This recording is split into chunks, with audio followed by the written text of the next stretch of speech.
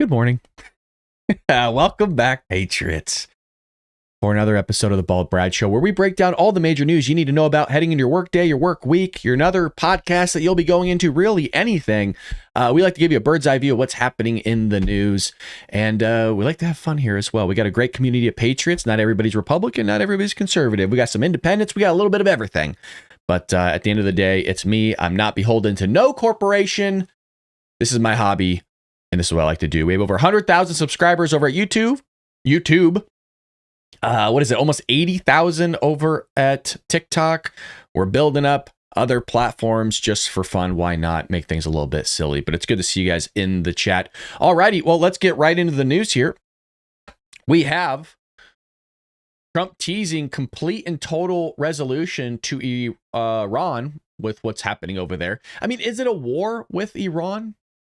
See, it's always like, I always wish they brought back just like battle of Iran or battle with Iran rather than utilizing the war, because it's not a declared war. So that's what I just wish they would start doing, is basically we're having a toughie with Iran. There's a good one for you.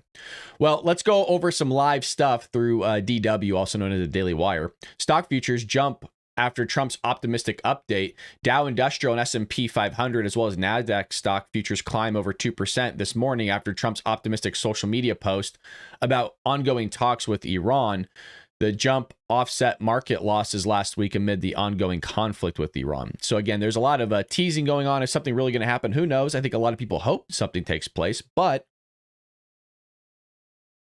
it would fall in line with Donald Trump's statement that this was only supposed to last 4 weeks.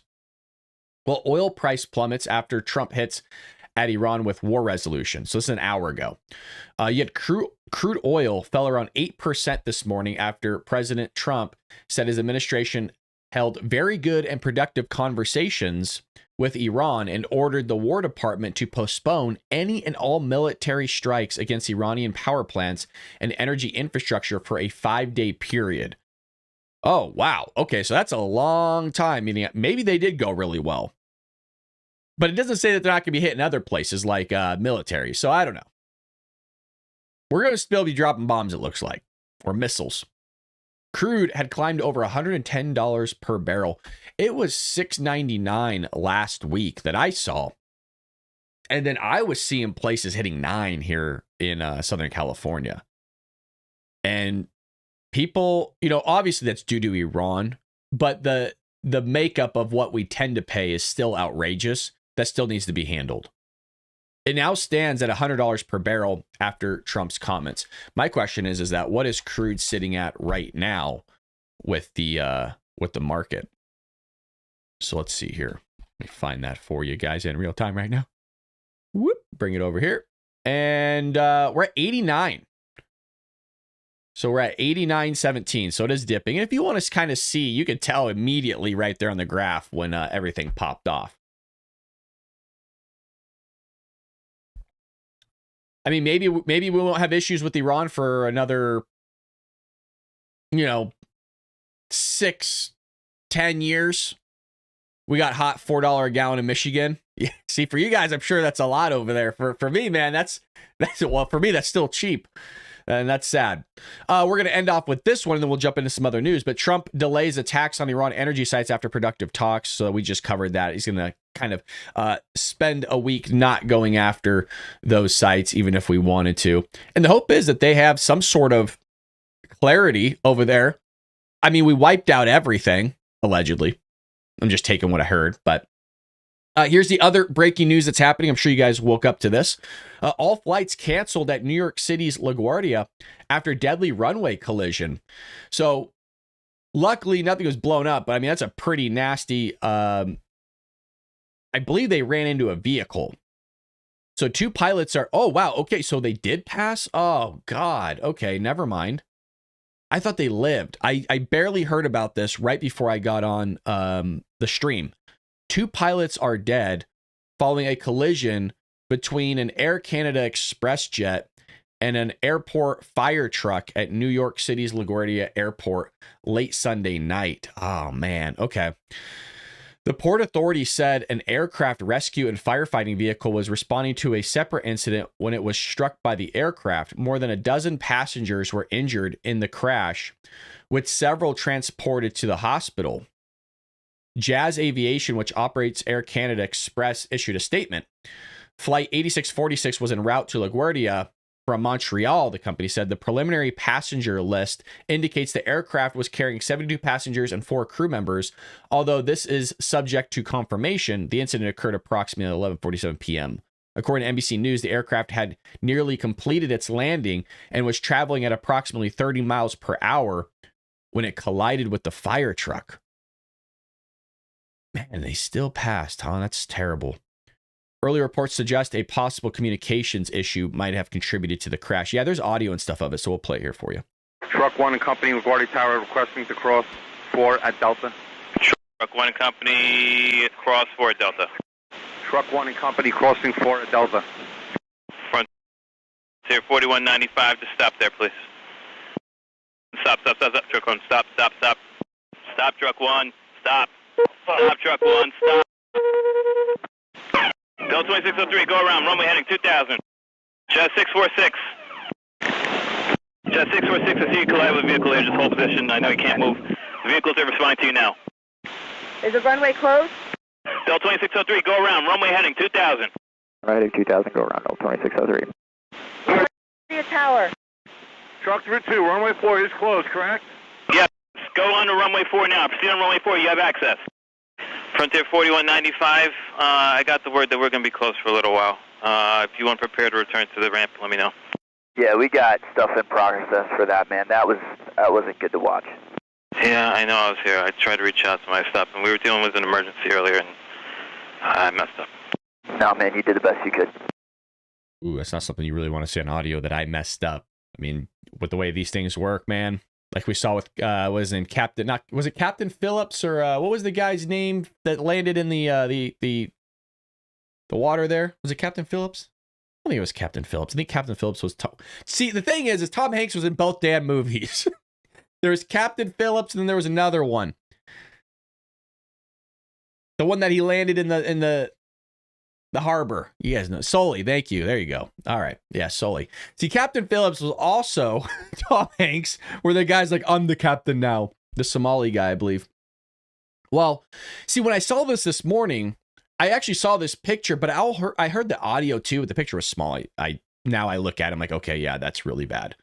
But 30 miles an hour, I guess that you don't expect the airline to be crashing into something, right? So that kind of makes sense.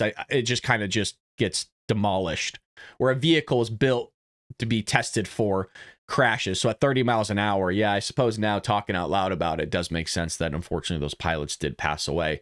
When I heard the audio, I wasn't sure if they lived or not. And like I said, I saw the small, I was like, oh, to me, it just looked like the plane was maybe propped up on a car. So I thought, okay, everyone's going to be okay when I saw it. But now reading this, yeah, no, I'm really wrong already. Well, there's that in the news as well. Wanted to have a little bit of fun as well in today's episode. We used to do a lot more stuff back in the day. I always mention that, like 4 years ago, 5 years ago, we used to be a little bit loose. It wasn't all politics. And this is where we kind of get into.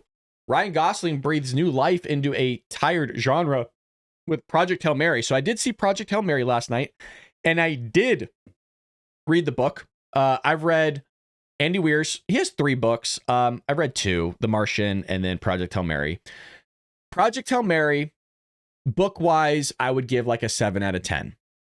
It was okay. It wasn't as good as The Martian, in my opinion.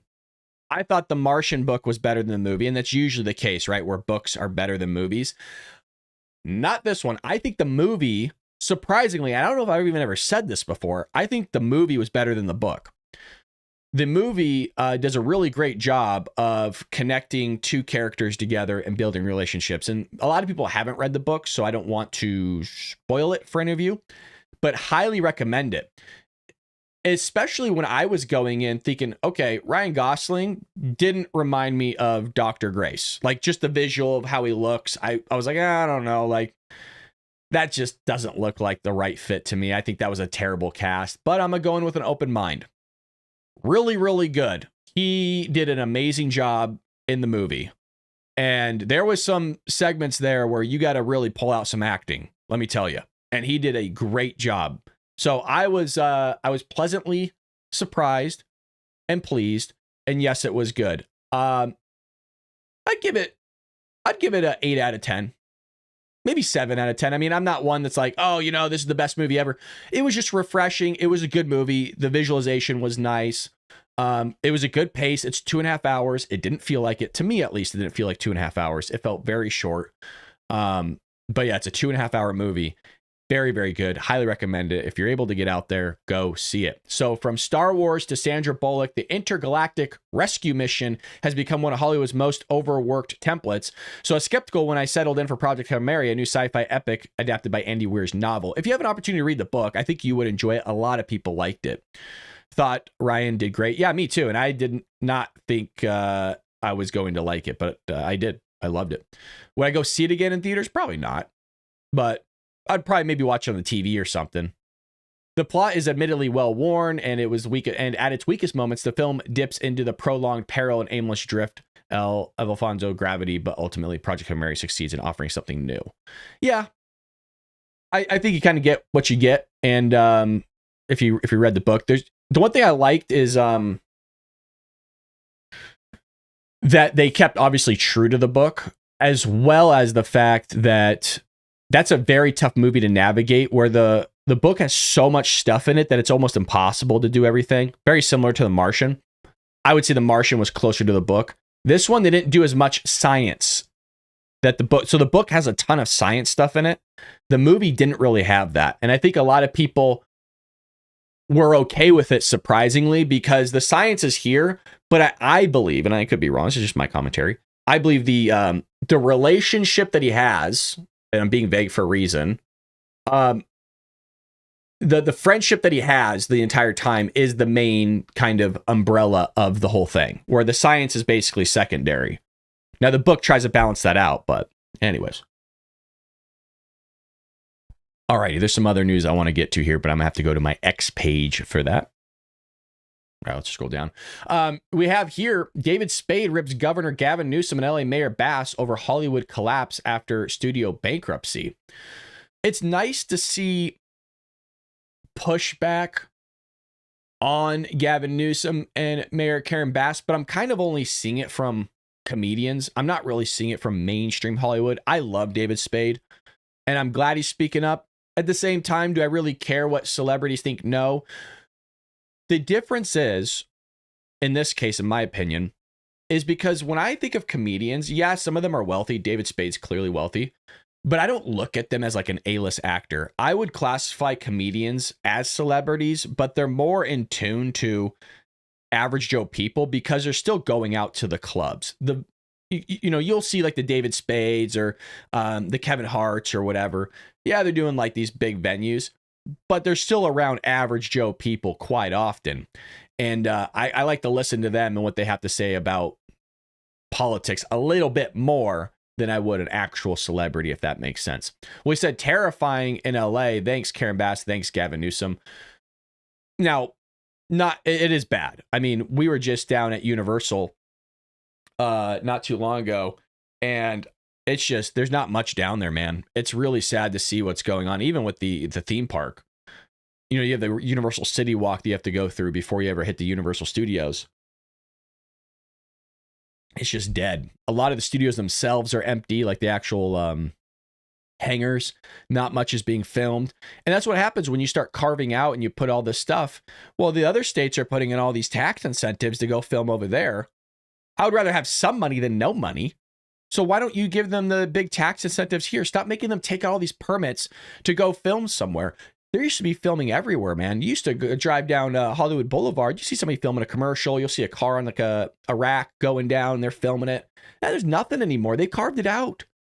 It's so dumb.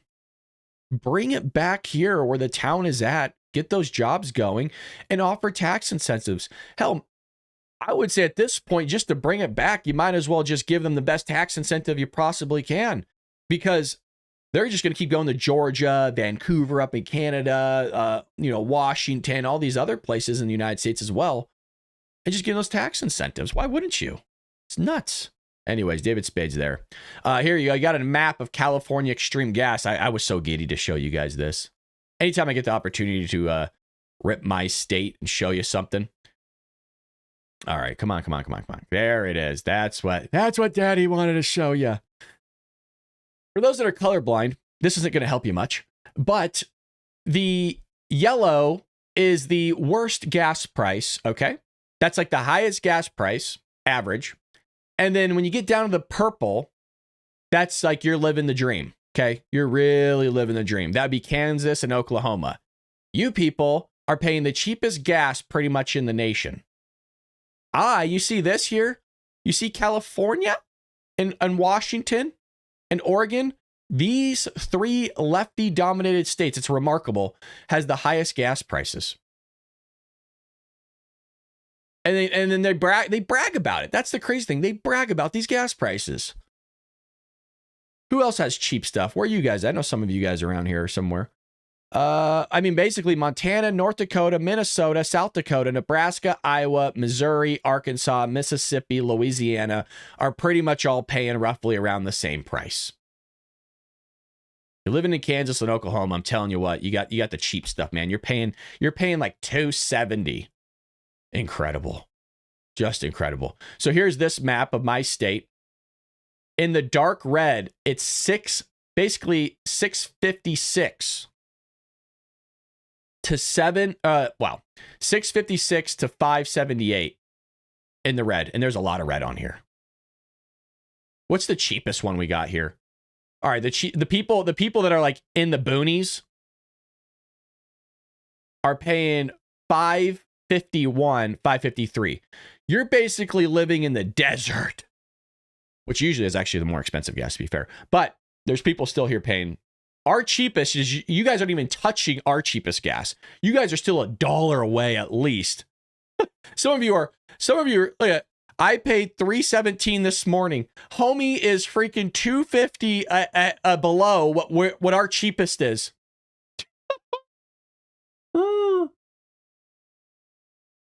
Don't worry though, it's Trump's fault. Yeah, it's all Trump's fault. There's that sign that everybody keeps bringing up. So this is the famous gas station in LA off of Alameda Street there, as you can see on the sign. Now, my big head's, I'm not blocking it. Okay. The regular, the unleaded is $8.71. The plus is $8.75. And then the service, the premium is $8.79. I think it did hit $9. This is an old image. I think it did hit $8.99 or $9.01 or something like that. But that's what my signs look like. Yes, sir. I'll be passing by a gas station on the way to work this morning, so I'm gonna be curious, taking a little peek at what that looks like. So nothing will change. I mean, they'll drop once we figure out what's going on with Iran. I would like Trump to kind of mention what's going on with Venezuela. I'd like maybe to get a little bit of their crude. We allegedly got a lot of stuff. You know what I mean? I would like that. I would like that a lot. This one's crazy, so I wanted to share this with you guys. We're actually gonna break and read down this whole article here. I think I saw this Friday evening. Wait till we get to this. Hold on a second. We gotta get the advertisements off the window here. Come on. We don't get paid for that. Let's go. There we go. California school district, listen carefully, allegedly buried rampant teacher sex abuse for years. A Los Angeles area school district consistently mishandled rampant sex abuse complaints involving teachers and coaches, hiding reports that perverted staff were molesting, harassing, and grooming minors from state regulators. Ugh, this is crazy. El Monte Union High School District systemically broke laws surrounding child sex abuse claims and botched as many, listen to this, it's not one, it's not two, as many as 113 abuse cases over the course of decades, California Attorney General Rob Bonta said Friday. That's a lot of cases. Sex abuse cases that were swept under the rug, including a wrestling coach who repeatedly groped boys during practice session, and a special education teacher who molested and sent nude photos to an autistic girl, numerous lawsuits have alleged. Now, again, these are just allegations. And I always want to be careful with that because people can claim to say anything. It doesn't mean it's true, especially when it comes to teaching, is that people can just throw something out there and your entire career is tarnished. Even if it's not even true, they'll say anything because maybe you gave them a bad grade or you disciplined them in the classroom in front of their peers. You know, oh, he touched me, or oh, she did that. It's like, but that never happened. But now you're on leave. You have to go through this whole process, and this now makes your life a living hell because somebody made something up. And you know that happens. You can't say it doesn't. It definitely 100% happens. And you know, the most egregious and famous and extreme ones would be like the Duke lacrosse ones, for example. Now that had to do with the boys lacrosse, like a peer-to-peer type thing, whereas this has to do with like a, you know, a student to teacher. I'm not saying it didn't happen, but I always like to try my best to make sure that people are innocent until proven guilty, not guilty until proven innocent. So in more than 100 cases, we found the district failed to conduct a legally compliant investigation into sex abuse reports. So this would be, my guess, is like a mandated reporter. Is teachers, staff are mandated reporters that even if we are unsure, if you hear something, then you have to report that. And then the school will handle it from there. But you are a mandated reporter and you can lose your job if you don't do it. That's why whenever a student would talk to me, I'd always say, be very careful. I'm a mandated reporter. Be careful what you say to me. And they're pretty aware of that now, students. So what they're telling you, like if it's really usually something, then, you know, it's probably pretty serious. In 5 cases where we did not find evidence that a staff member made the mandated report about sexual abuse of a student by another staff member, the staff member was able to continue to abuse the student and abused and harassed additional students. The findings resulted from a 7-year investigation conducted between 2018 and 2025, Bonta said. Under California law, teachers and other school staff are mandated reporters. There you go. Meaning that they are required to immediately report claims of child sex abuse to authorities. Instead, the Almonte officials cultivated a toxic culture where sex abuse and assault were swept under the rug. 9 former students at Rosemead High School sued the district in 2024, alleging they were abused by district employees.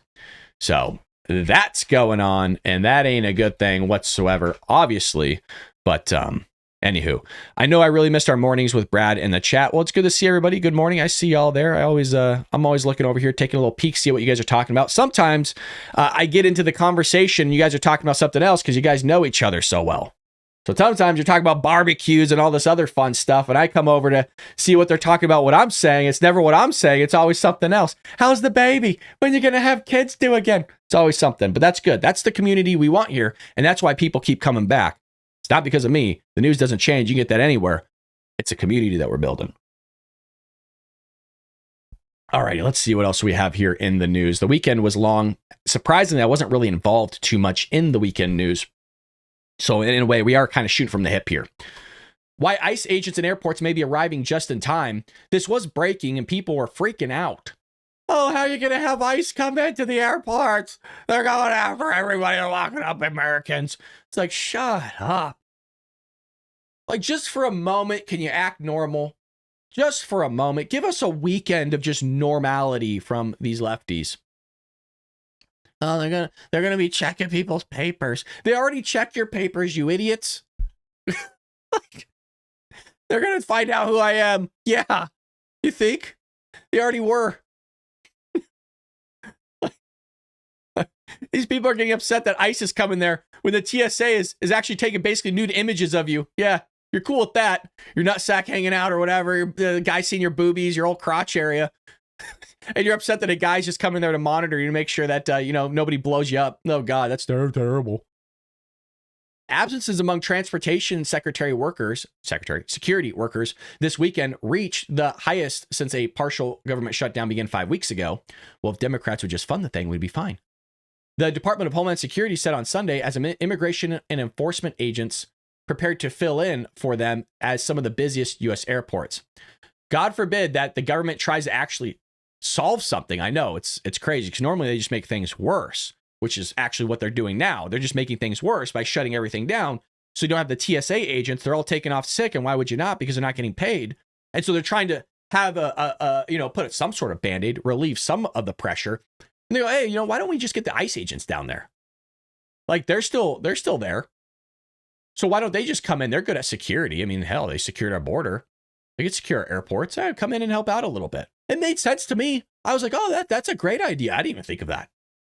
Nationwide, about 11.5% of Transportation Security Administration staff were absent on Saturday. DHS said that figure soared to 42.4% at George Bush International or Intercontinental Airport in Houston. These are huge numbers. 33% at John F. Kennedy Airport in New York, and 33.6% at Hartsfield-Jackson Atlanta International Airport. Whoa! What were the lines like there just to get your bag checked? Remember back in the day, we didn't have to do all that stuff, You just basically walked onto the freaking airplane.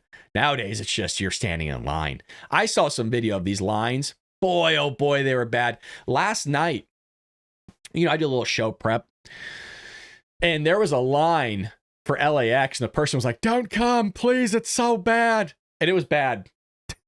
It was awful. So if you're traveling, we're going back to 9/11 days where you're getting there hours early, man. There was lines that were backed up all the way outside the building, wrapped around at some of these airports. I mean, you're talking hours of standing there. Overall, more than 9% of TSA employees have been absent from work over the past 7 days, leading to lengthy lines for passengers trying to get to their gates. To help fill the staffing gaps, hundreds of immigration and customs enforcement agents will deploy to airports starting Monday today. Well, that's nice. But isn't it crazy how whenever the government shut down before, it was always Donald Trump's fault? What about the little man? You get Nancy Pelosi and Joe Biden always go, to take that kitchen table issues. We're very aware of the kitchen table issues. First of all, nobody really talks about stuff around the kitchen table as much anymore because people have their kids on iPads up in their room by themselves as they're freaking depressed and all cracked out on some sort of dopamine rush that they're getting from TikTok. So that whole thing's kind of far removed. Now, do people still have dinner with their kids? Yeah, thank God. But overall, that doesn't really happen anymore. It hasn't happened for a while for the family unity structure. But whatever happened to these guys? Isn't anybody worried about these TSA employees keeping America safe? These good guys are boots on the ground, right? They're on the mission. They're on the mission to make sure that your plane lands safely. They don't care about these guys. I mean, that's tough, man. To not get paid to go to work is just awful.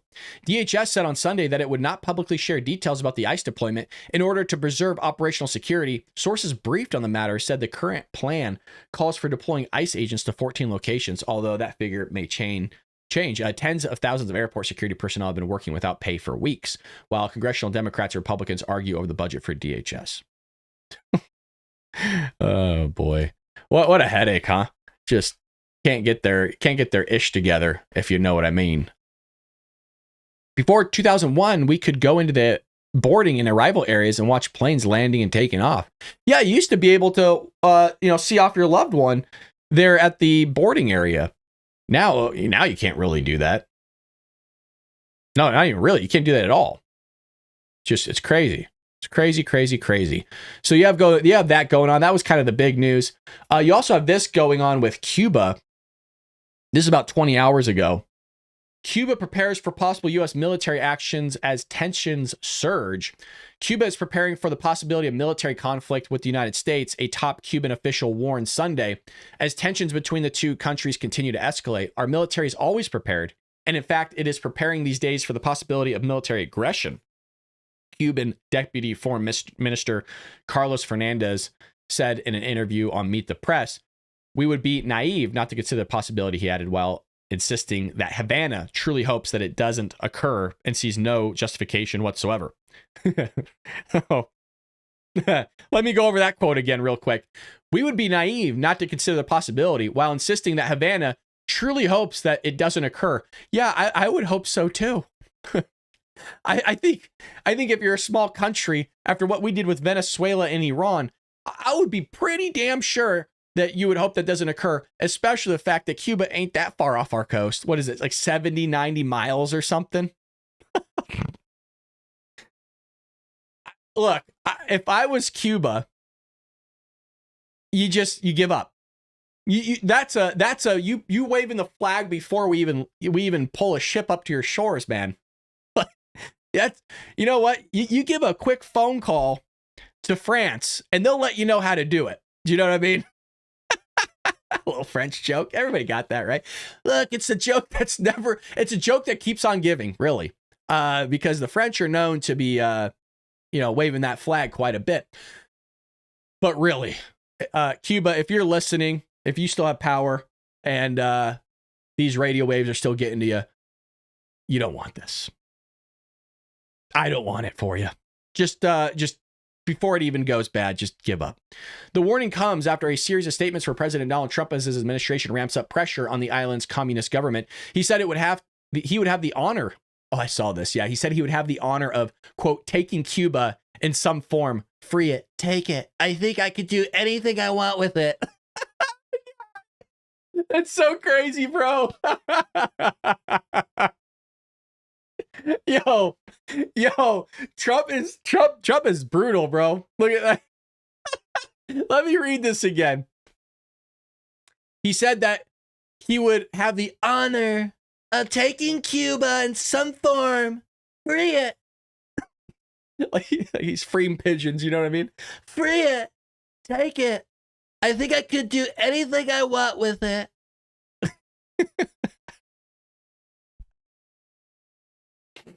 It's so incredible. I just love how he pauses here. Any form. Free it. Take it. God, dude. Secretary of State Marco Rubio also signaled that Cuba's leadership is in a precarious position, warning that those in power don't know how to fix it, the country's mounting crisis. Well, we might be able to fix it for you if you just let us come in, get rid of that communist, quasi-socialist stuff, and you're good. It's really not that difficult. You kind of just open everything up for businesses to flourish and you're good. You stop telling people what to do on a governmental level and you just shore that up. It's not like other countries haven't done it in South America yet. They've been turning back to capitalism. I mean, what do you mean you don't know how to fix it? Jeez. And not to mention, it's like you have an entire country called the United States that's been willing to help you, going, hey, like we would love to use it as a vacation hotspot. We would love to do business with you. We're not a big fan of your communism and people illegally leaving your country, which we get why they want to. But Cuba is definitely, I think, next. I think after Iran, once we get that whole thing sorted out, it's going to Cuba. And we're doing the Trump doctrine, basically. We're trying to secure the Western Hemisphere, stop all this communism crap, the socialism crap, and bring in capitalism as, the main structure of the Western Hemisphere. Get that security going, because then if China does something nefarious, well, at least we're good a little bit. And can I ask you guys a question? Why do people act so dumb with his geopolitical stuff as if like this stuff hasn't been going on for like ever? Where you're going to other parts of the world and trying to, I don't want to use the word conquer because it's not exactly what's going on, but setting people straight. Like the big guys always push some people around. Like, am I a big fan of that? Not really, but it's always happened. And then the conversation goes, well, just because it always happens, should it always happen? That's fair. The standoff comes as Cuba faces a severe and worsening economic crisis because they're basically being choked out, driven in large part by an energy shortage that has crippled the island. The Trump administration has moved to choke off fuel supplies by threatening penalties on countries that export oil to Cuba, a policy Cuban officials described as very severe blockade. Oh yeah, very severe is extremely good wording because they're not able to have electricity right now. What's happening today is that the U.S. is threatening any country that might export fuel to Cuba, arguing that the pressure campaign cannot be sustained forever. Of course, well, I mean, don't underestimate the United States there, bud. That's what Maduro did. That's what the Ayatollah did and the rest of his other guys. And then they brought up new people and they thought, oh, I'm going to be good. And then they're gone. Don't underestimate the United States. But this is what happens. I hate to say it. It sounds very bad. Some of these leaders in the other countries, they don't have a clue. And I know I'm preaching to the choir. They don't even have a clue on how to run a country. These people think they're untouchable. Like, I don't even think I'm untouchable, man. You have these freaking governments, man, that can do some crazy spy execution stuff all the time. But I think these guys, and especially for Fernandez here, might have a really low IQ, and I think he's just really dumb. Really, really dumb, and probably does think he's untouchable for all I know. However, Cuba has already experienced repeated nationwide blackouts in recent weeks, including multiple grid collapses that left much of the island without electricity, without limited fuel, transportation, hospitals, and food distribution systems have all come under strain. So the loss of Venezuelan oil shipments along a lifeline of Cuba's economy, and he's choking them out. And that's what you do. And at some point, they will bend the knee. And I think they're kind of getting there. I think they're getting to the point where they're going, okay, isn't that crazy? They go, hey, we don't know how to fix it. Maybe just pick up the phone. Like, I think more time than ever, just make a phone call. And I say more time than ever because Trump is extremely well known for picking up the phone, especially to reporters. Even the reporters that don't like Trump is like, yeah, I talked to the guy like 3 days in a row. I call him at any hour and he just picks up. That was it wasn't James Rosen that said that. I think it was a guy from either ABC. He's one of the legacy media outlets, like ABC, NBC, or something like that. I forgot his name. Wears glasses, has like short hair. I know that doesn't help at all, but anywho. And it's not just him. I mean, a lot of reporters have said that about him. That he just picks up the phone, right? We already know he's up all hours. He'll text you at the middle of the night. All right, let's get to some more news here. Hell, Cubans aren't even allowed to eat seafood. Sadly, the people rarely had electricity available to them before the crisis. That is true. If it's not the United States is going to get the world straightened out, then who Russians are, the Chinese? Do we really trust them? Let's see here. Code Pink went to Cuba and stayed in 5-star hotel with generator power while people died on ventilators. I heard about that. Yeah, I heard about that. Here's some stuff. So I'm actually a big fan of Alan Richson. Is that his name? Is that his last? I always mispronounce his last name and everybody's last name for that matter. So there's this footage from TMZ that went out. Let's see if there's better footage so I'm not in the way. Yeah, here we go. It looks like a movie set. So he's the star of Reacher. He's also the guy that I would like to play Batman, to be fair. Can you guys see this? Yeah. Yeah, you'll be able to see it even with me here. He plays Reacher. The guy is massive. The guy's huge. And there's this video of a neighborhood in Tennessee where he's beating the crap out of his neighbor. At first, I was thinking, okay, this is a movie set. Like, oh, somebody's just thinking this is real. They're just filming a Reacher movie or something. No, this is real. So here we go. So he is just putting him in the guy. I mean, the guy that he's punching is not a small guy either. He's tall, but good old Reacher dude's just bigger.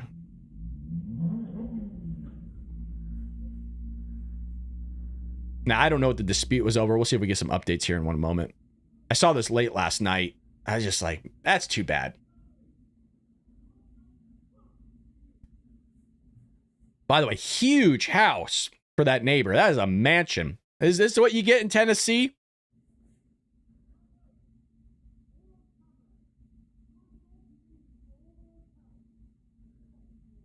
So they're arguing about something and he's back on his motorcycle. Let me see if there's any updates with it, though. It just shows him beating up somebody. The dispute started Saturday with complaints about Richson's green Kawasaki dirt bike revving loudly through the neighborhood, leading to middle finger gestures between the men. Sunday afternoon, Taylor confronted Richson again, alleging Richson punched him multiple times. I don't think it's alleged. There's video of it, right? They always throw that word alleged when like you are actively watching Alan punch his neighbor multiple times. I don't think it's an alleged, but whatever. Maybe they do it for legal reasons. Kicked him down and hit him on the ground as captured on surveillance video amid scattered bikes and onlookers. Taylor filed an assault complaint with local police who are investigating with no arrest yet. Sources close to Richson claim Taylor instigated by stepping into the road, suggesting self-defense. I don't know. I'm sure it'll be some sort of, what's the word I'm looking for? Settlement. But that's too bad. I mean, Who knows? I don't really get road rage. But shout out to Alan, I guess, for beating up his neighbors. That's a rough one in front of what looked to be like kids and stuff like that. You also have DOJ charging people. Holy lordy, we're getting people charged? Not arrested yet, but charged. Oh boy, here we go. Huh. Something's happening, folks, with all the fraud. In June 2025, the Department of Justice announced its largest healthcare fraud takedown ever, charging 324 defendants for over $14.6 billion with a B in false claims against Medicare and Medicaid. 324 defendants. That's it. Folks, it's basically $15 billion in false claims. You know there's way more people doing that. This is just money thrown out the window for this stuff. Do you know what you could build for $15 billion if there wasn't all this fraud? And by the way, even the fraud that's happening, I would say, in the construction side of things, getting stuff built. Remember how just last week we're talking about that bridge over the 101 freeway in California that was for animals to walk over, and they've spent 115 and it actually doesn't connect? It's just like a square platform over the freeway. It doesn't actually connect to the other sides yet, so they can go over. And it's just cement, by the way. They took cement and rebar, built a bridge, which I don't even know has to be like insanely structurally sound, because there's not going to be cars driving on it. It has to be earthquake proof. I mean, what, an animal's going to knock this thing over? And it doesn't even connect yet. And we spent 115 billion on it. And it's going to be more than that, by the way, when it's all said and done. Operation Gold Rush targeted a $11 billion scheme. I'm rounding up from 10.6 to 11 billion. Scheme run from abroad, leading to 27.7, almost 30 million in seized assets like cash and luxury cars, plus 14.4 billion in blocked payments. Other cases hit pill mills and unnecessary wound care billing, with agencies recovering 245 million total amid vows to prosecute fraudsters as harshly as drug dealers. Well, you have to, or else it's not going to stop. I mean, this is not even touching the iceberg. I'm not even so sure this is looking at the iceberg through binoculars. This is like you're on a whole nother planet, and that's all you're getting.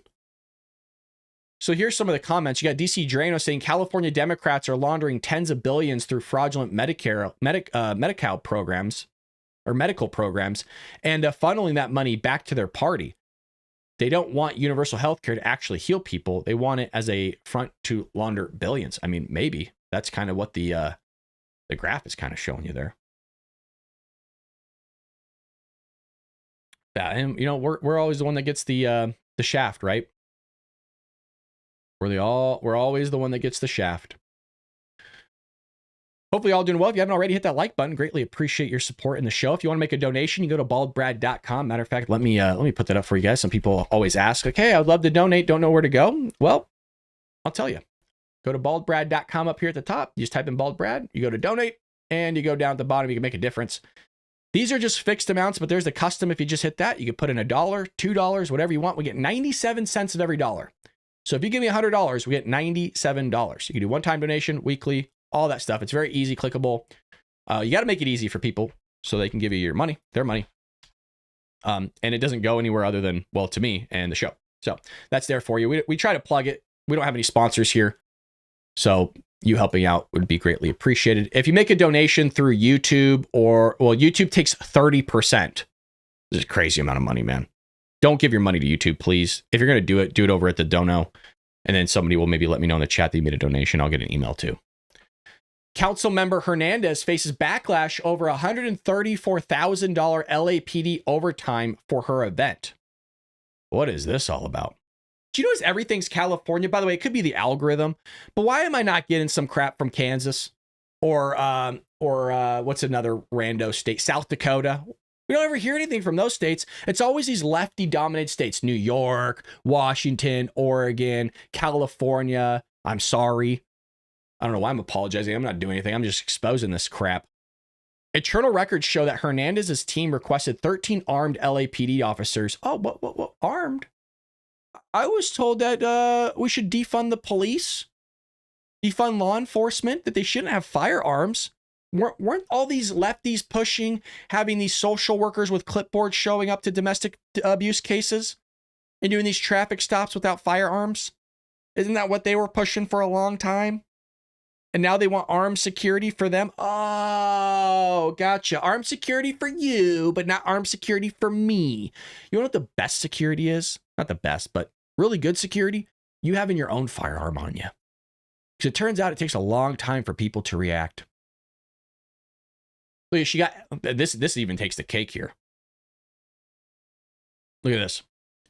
So she gets these 13 armed LAPD officers for the El Grito 2025. It's a Mexican Independence Day event. On September 13, 2025, a city hall that drew about 500 people for speeches and reenactment. They spent $134,000 for speeches and for 500 people to show up. I've seen more people at a wedding. And the wedding was cheaper. That's totally not true. Maybe not 500 people. Pretty close. I've been to some pretty big weddings before. Over time, from over 100 officer hours, despite her votes against police that's even better. Despite her votes against police budgets and a related contract. Oh, you freaking hypocrite. It's all grandstanding. I mean, we let off with it. Weren't these the people that wanted to fund the police? Oh, baby. The LAPD officers union slammed it as hypocrisy. Oh, geez, the guy, the boy, the women, the men and women in uniform are just like us. They're normies too. They're calling out the hypocrisy, noting her opposition to funding police while using the service for her own safety. Oh, we see that all the time. Rashida Tlaib, Ilhan Omar, AOC, Bernie Sanders, everybody. Everybody on the Democrat side of the aisle has armed security. Nancy Pelosi. And by the way, should they? Yes. They get threats too because there's a bunch of psychos on the right-hand side of the aisle. There's psychos everywhere. It's like the new normal. What is this? Oh, here we go. What is this? Breaking. California Post has learned that anti-police LA City Council member. Oh, here we go. What I tell people is, in no other moment in history have we given the police more money than we do today. And you are telling me that you don't feel safe. And well, that's because things get more expensive and wages always go up. There's a thing called inflation. What the hell are you talking about? so I do think we need to reassess our budget. If we are putting our money into things that are not making you feel safe, then we need to reassess, is that the best way to use our dollars? How much more money do you want to give to the system that right now it doesn't make you feel safe? Our budgets are a statement of our values. And here in the city of Los Angeles, we give nearly a quarter of our budget to one department, which is the LAPD. What I tell people is, in no other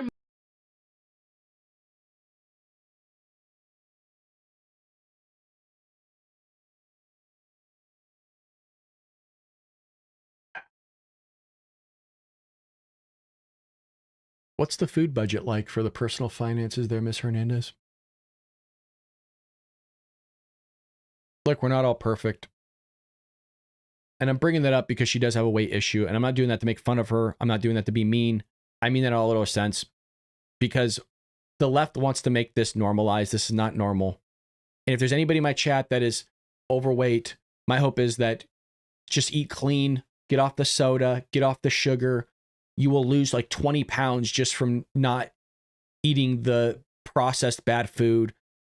And if you just track your macros, I've said this before, if you just track your carbs and protein is going to make you feel more full. I'm talking like, and you can eat it, you're going to be eating a ton of food.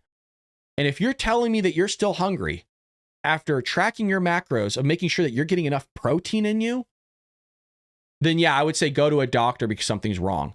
You're going to be endlessly eating. If you're going to the gym and you're getting the amount of protein that you're supposed to be getting, for example, I'm about 185 pounds now.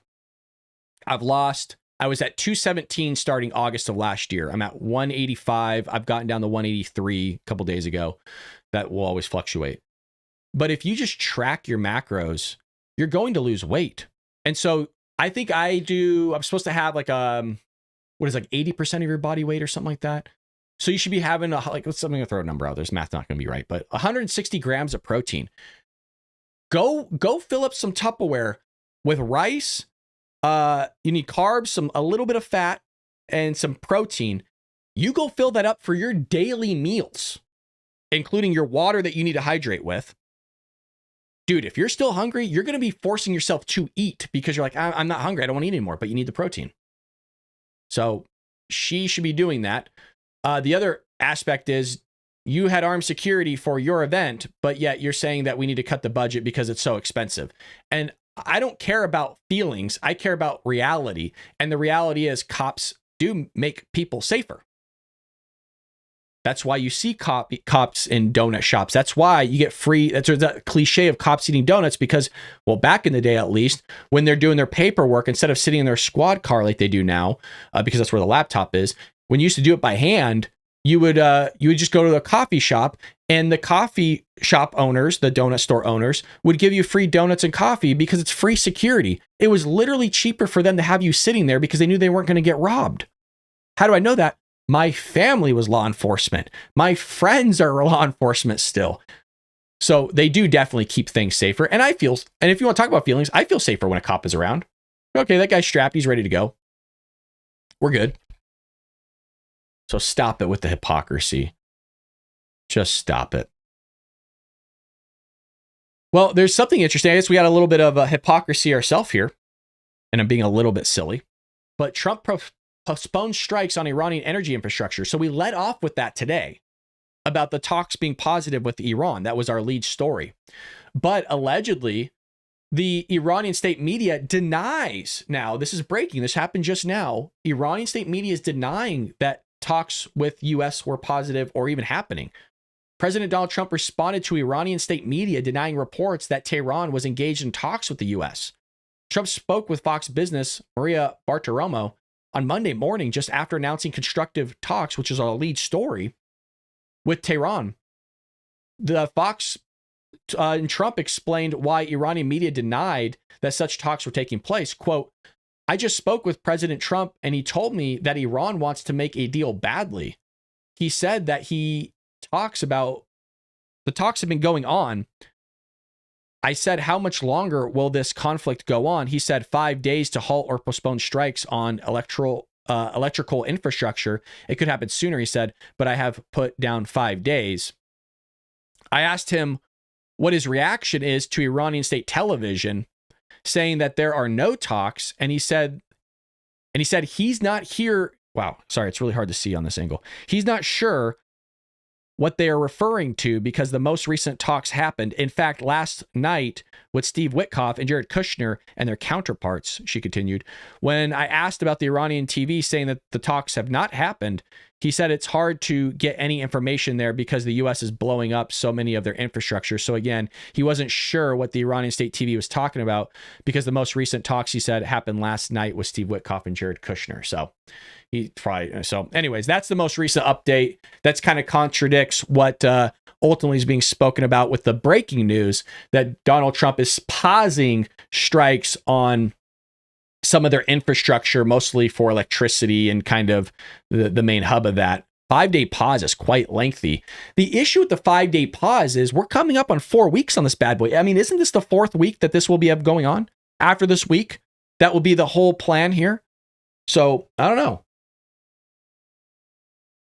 We will see here. Throwing it out there that it was a way easier for men to lose weight based on how our bodies burn calories differently. Probably. But it's all mathematical, right? You burn more than you take in. At the end of the day, that's all it is. It's math. You can't fight math. You take more. Everybody burns calories. So if you're not burning as much as a man does, then you just cut more calories. I hate to say it. That's how I lost weight. I'm not exercising, by the way. I haven't ran since I'd done the 10K, and that was in December. That was literally, I think, the day of Christmas or the day before Christmas. That was the last time I ran. I've lost more weight just dieting, eating healthier, than I have actually exercising. And ask anybody out there. Diet is what's going to do it for you. You don't have to exercise. You just got to cut calories. You're still eating. I'm still eating a ton of food. I'm not like unhealthy, but that's all you have to do. You'll lose weight just from that. Just eat a ton of protein, man. Fish, chicken, steak. I mean, you can eat a lot of food. Yeah. So, anywho, Anywho, that is today's episode of the Bald Brad Show. We went over a lot of different news, and it felt kind of old school where we were kind of almost rapid firing all this stuff that's happening around the world. But always appreciate you guys hanging out. Make sure that you hit that like and subscribe button. Follow me on all platforms. We're on Instagram now. We're building it up. It's just kind of a little fun project to see what we could do on that platform as well. We're on TikTok. We're on Rumble. We're on YouTube. We're on Facebook. I think we're literally on every platform now. Trying to think. Yeah, we're everywhere. So if you can't find Bald Brad somewhere, I'm there. Be careful. There are fake accounts, you guys. And these are not small accounts anymore. Like, for example, on TikTok, they will not ban these accounts. They have 12,000 followers, 13,000 followers. These are multiple accounts. They're not one. That are pretending to be me. You know who I am. If you're unsure, you message me saying, hey, is this you? If you want to send me the email to my email that's in there, that's the safest way. And I'll get back to you. There are people pretending to be me selling you stuff. I'm not going to, you want me to sell you something? This is what it's going to look like. Hey, go to my website, buy my book, go to my store here. That's all I'm going to sell you. I don't need some BS. Message me on these scammers, right? They always just message me on Telegram and I'll give you some Bitcoin. I don't do crypto. I don't do any of that. I don't touch crypto. I don't look at crypto. I'm not very interested in crypto. Some of you probably think that's crazy. That's fine. What am I going to sell you? Donate to my show, buy my book, buy my apparel. If you get somebody messaging you, and I don't even reach out to message people to do that. It ain't me, man. You red flag, dead giveaway. But yeah, these start, and I've already contacted TikTok. I've had people contact TikTok and report them. They will not remove these people for pretending to be me. And now they're literally making money off of it, which is crazy. Because once you hit over 10,000 followers, you start making money off TikTok. They're literally making money off the stuff I'm creating, which is crazy. I need to be making that money. So anywho, that's there. So just be careful, folks. I'm not going to text you. I'm not going to reach out to you. I'm not going to DM you. Well, that's not true. I do DM some people. I try to give them some positivity. I love going in random people's stuff and saying, hey, stumbled across your content. Keep it up. Keep up the grind. It's doing great. I love doing that to people. So whenever you get a big account, it kind of feels good now because I used to be that small guy. Now my accounts are bigger where it's like, I love giving people that positivity. Hey, keep grinding, keep doing what you're doing. You make fun content. People need to do that more with each other. So you're not sending my crypto. No, I'm not doing anything. People do not yo, I got one TikTok account. You know which one it is. There's a lot of people pretending to be me, and it's kind of annoying, but there's nothing I can do because TikTok won't do anything about it. All right, well, folks, we're going to get out of here. We got to get ready for work. I hope you have a lovely day. Pray for this country. Pray for Donald Trump. Make sure you're praying for peace, and pray for everybody in the chat and our community here. And I always say, I always hope you guys do this. Open up your scriptures, open up your Bible, spend some time with the Lord, and I think your day will be going hopefully a lot better with that. And as I've always said, and the scripture says, power of prayer is effective. And as somebody greatly believes in Christ, that he may have a great impact on your life. So with that being said, God bless you guys. See you tomorrow.